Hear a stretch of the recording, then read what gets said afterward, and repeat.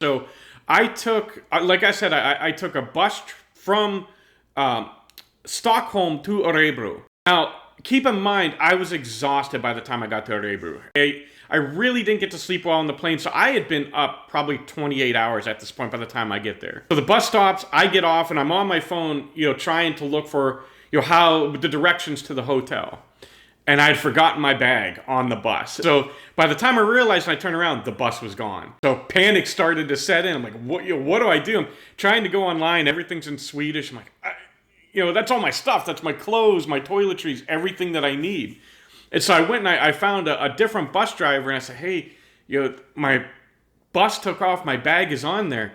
And he wasn't even with the same bus company. He's like, hey, I'm sorry. I try going on their app and see if you can call them.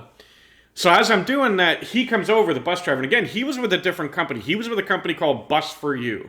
And I want to give them a special shout out because what this guy did went above and beyond. But he came over and said, hey, I know the driver for your bus. It was Flixbus.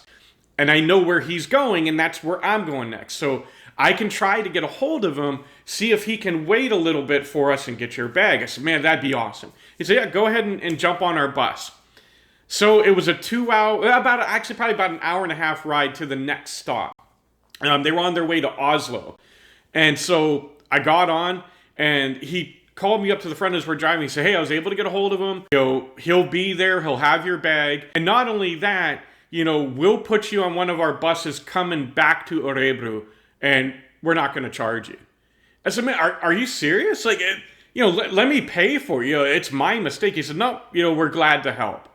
I got to tell you, I've never experienced customer service like that, where they had no reason to do that. It was a completely different company. They literally didn't make a dime off of me taking 2 bus trips with them. But they wanted to help me out. And that just absolutely blew me away. So again, I want to give a special shout out to the company Bus4U in Sweden.